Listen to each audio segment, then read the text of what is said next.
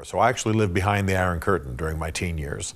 It had a profound influence on me. I mean, you think differently about American freedom and American society and the cause of, you know, democracy and fairness and rule of law in the world. So yeah, I remember one of my most profound memories is spending the night with a German friend and hearing machine gun fire at night, and somebody was trying to cross the no man's land from east to west. Gosh. And the next day we learned that somebody had been killed. So what you see in the movies, I was actually living. My family would take the train, or I'd be with the military, with my high school sports teams, taking the train through the zone, we called it. And you'd literally have Russian soldiers, East German soldiers with the mirrors looking underneath trains and the dogs, all that you see in the World War II movies. That was our regular reality. So it What's the Tom Hanks? It's the Tom Hanks movie, Spy. The Bridge of Spies. Bridge of Spies. Yeah. I love that. There are scenes from that movie. I mean, that's actually shot in Berlin, so I know those places.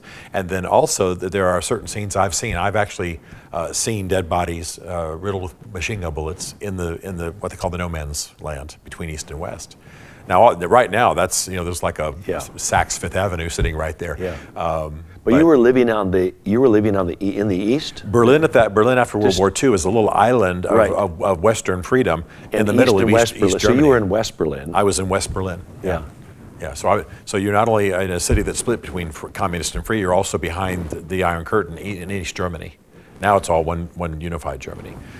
Very profound. Wasn't it called Checkpoint Charlie? Was that my father commanded Checkpoint Charlie? Yeah, and it's still there. I mean, it's kind of a tourist thing now, but you know, there were showdowns and gunfire and all kinds of things happened at that point. It was very tense, and I was also in Berlin during the terrorist reign of the Baader-Meinhof gang. You remember all the bombings and all of that, and the 1972 Munich Olympics, where the Israeli wrestlers were murdered.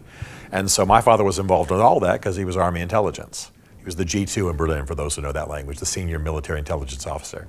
So we're in the midst of all that. The funny thing my kids enjoy talking about is that I literally grew up in a home with a bat phone.